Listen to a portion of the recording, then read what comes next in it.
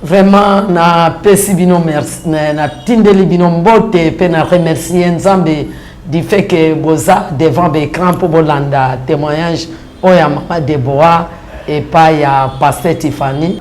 Ndé na 2009 Nzambe yaka okotsanga lisu jeune ya 10 jours. Il y a 10 jours.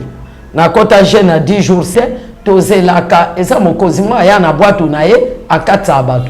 So meki kotia lokolo na mai et que bangubu bayoki mai bouger baye baleyo.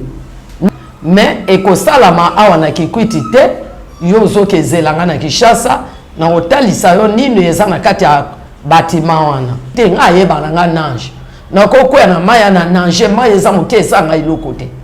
Ba mai mine to kata ebongo o nde na kwe na mai ka na kwe na mai na baniko nange na yoka nkele so no pesa histoire na kwe ka na mai boy tala ba nyoka minene tala nyoka mota minene ye linginga na kingu musuna makolo mususu na nzoto tala ba ngubu tala moye nzama ko révéler makamo na ndoto mais ozo ngo likolo nzama zo talisa yo makamo ezo ya mais yo zo ngo likolo ndoto nyonso zo lota bondela Nzambe après son discernement soki oloti ndoto omonika ezaka moto ezotambola net bato moso yoka ka eza moto ezotambola eza malaria te Nzambe loba na bandoto orke ngalo miyeba te téléphone ba négliger bazoya na biloko oyo ezoloba nini ongana omona bon na bimaki na tongo en tout cas na saki ne sengote siko apôtre Michael azali déjà yakala ngana lekaki na Equity apôtre aye na beteli na bi apôtre ta bandoto na loti abi ndoto wana mabe oloti bongo na bi to aluki biso o mundele moko aye wato fandi ne bana mweto lena bangainga na ye nzoka de atiki savo pe amonganga na bana ki boti ko pesa mama na bi.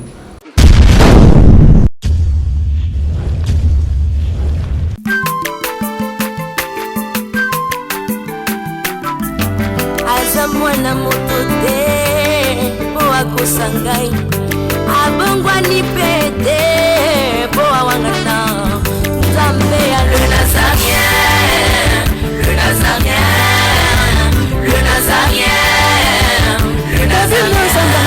bana kitoko koma mokonzinga atako bapakola ke mafuta na mosakolima lelo ya yo bolingo bateli le Nazarien lipamboli oyo mona na katempeni mama kandelobi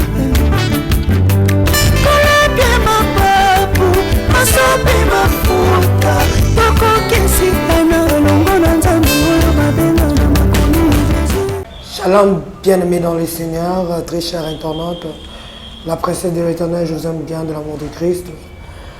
Que la paix de notre roi soit avec nous. Nous sommes dans cette émission témoignage.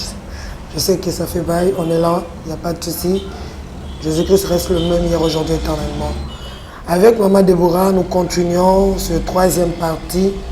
Donc, il y a un premier épisode, il y a témoignage naïe, accompagné toujours avec l'apôtre Michael. Un des témoignages à Souka, parce que le Zali, troisième partie. Si c'est déjà deuxième partie, troisième partie, il y a témoignage naïe, mais premier épisode. Lorsqu'à Koufaki les sous pour la troisième fois, un des clôturé témoignage plutôt qu'il n'a pas cambotali l'apocalypse, on a interprété le message nous avons fait mais Régie va nous balancer un élément et on se retrouve tout juste après. Régie avant.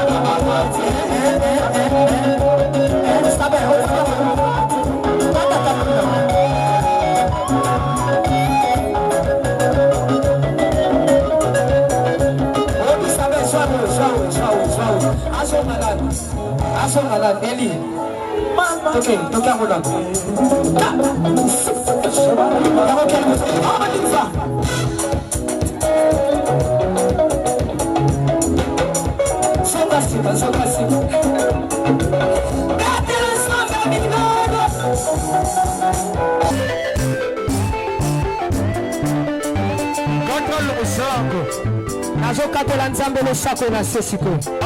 Tozokata losako siko kuna. Nalingi nakatela nzambe losako.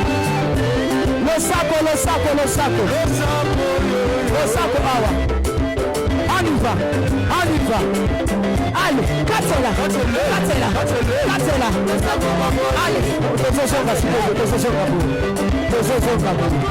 tozosonga. Tikela katela.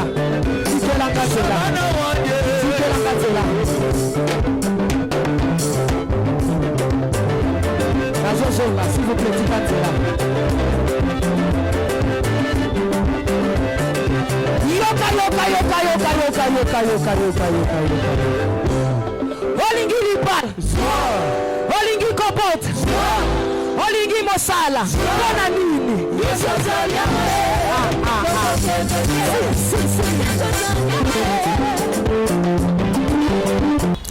De retour sur ce plateau de Nazaréen, la princesse de l'Éternel, maman Tiffany, chez vous dans vos maisons. Papa Guy Labala, le Sako, Yesu Anzambi. Donc, Neka, ma soeur, moi-même. Jésus-Christ reste Dieu. Nous commentons maman Betty Kokele, papa Foura, maman Foura et papa Kaïs, maman Madé. Donc, Yesu Anzambi, Nathalie Moussibou, Yesu Anzambi. Donc, Tabo Yango, on a invité à Dono. Mais Yesu Massia, Jésus-Christ de Nazareth est Dieu. Shalom maman Deborah. Shalom maman. Bonne santé. Santé Zamala. Gloire à l'agneau. Bonjour apôtre Michael. Bonjour maman Tiffany, comment on a déjà Zamala Mponangai. Bonne santé. Zamba zo batela et surtout il y a batelu lisusu vraiment tout monde lisusu et l'axi vraiment qui a protecteur. Amen. Lilo banayo ya mbemisi bana. Na pesi bana Nzambe merci parce que baza toujours branché na chaîne na bango bazali ko zwa tango nyonso boyebi pe ko bakisa tango nyonso kondima na nzela kolanda musali na Nzambe servante ya Nzambe maman Deborah kaka ndenge mama uti koloba premier témoignage première étape toleki deuxième toleki autokomi na troisième étape pour aya kopesa mena ba révélation apocalypse donc Nzamba pambola bino bozala toujours trop branché na kata chaîne ya Nazareth et bon partager pe message oyo en fait que comme ba extrémité ya mokili nyonso mbote na ngai na famille na ngai nyonso famille Mavuzi famille Mokumu nyonso mbote na madame Nasina Bara na pamboli couple oyo ya papa Dashi na mama Sarah na pamboli couple ya papa Nicolas na mama Mireille na pamboli mama David la grande dame merci Nzamba zana bino. Merci, nous continuons maman Deborah, bonne santé. Santé Zamala mon maman. Ezana malamu na sala ki ba fièvre mais na komi bien. Na komi bien si ko ezarayo na sepeli kutu na monyo. Nzamba zolo kumu. Parce que solo service bituma satan. Na komi sinza.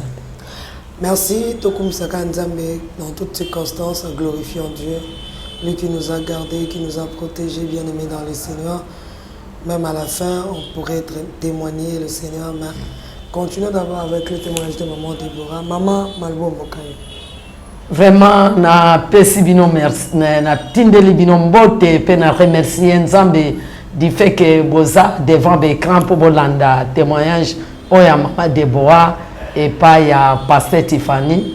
Na pesi bino nyonso mbote na zane sengo mingi mbote na batu nyonso mbote na prophète Igena Italie mbote na frère Roger na Angola frère Roger na Italie bino nyonso boza ebele ba frère Clamis frère Miss mama Patience mama Rebecca boza ebele na pesi bino mbote soto lobi totanga awa toko zalati buto mais na pesi bino mbote frère Ron frère Patrick na pesi bino mbote mingi toza lisusu awa na écran pour bolanda témoignage oya suka ya mama Deborah tolobaki pour na témoignage wana na kufi na tango ba operenga bolandi ba makamebele nzamba talisanga na ye repo na vandi to vandi esili nzambe orientenga efo na kende kikwiti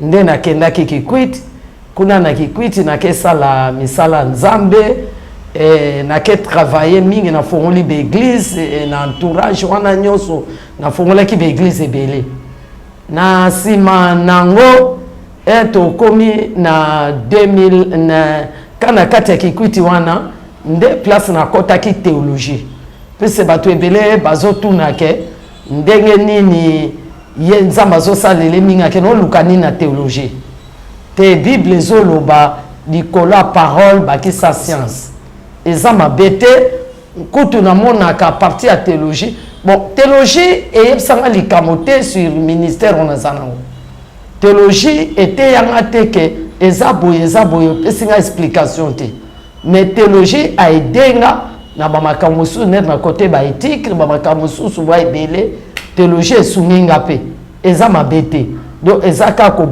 kobakisa la théologie pozwaka oui nalandaki missiologie ngai nasali missiologie na préféra missiologie puisque naza missionnaire yango namona ye nalanda na nga missiologie natangi na Kikwit na silisi nde na 2009 nzambe ayaka okotisanga lisu jeune ya 10 jours nakota jeune ya 10 jours sec nolia te nomela mai te kaka osambela nde place nzambe atalisaki nga lisusu ke tala maison wana nano okota te mais ekosalama awa na Kikwit te yo ozoka ezelanga na Kinshasa na otalisa yo nini eza na kati ya batima wana bonga mpe na bana comprendre te likambo yango eza nini nde etokomi 2010 nde nayaki Kinshasa avant nano naya Kinshasa na koti mabondeli wana 10 jours nzambe atalisinga mai ya liboso oyo donc nzela moko direct bango kende pe misala nzambe na apôtre Michael na vision tozaki na apôtre Michael tokende tozokende mai wana tokatisaki ezalaki bien ezalaki mozindo te mai ya monene me tokati yango makolo me tokomi quelque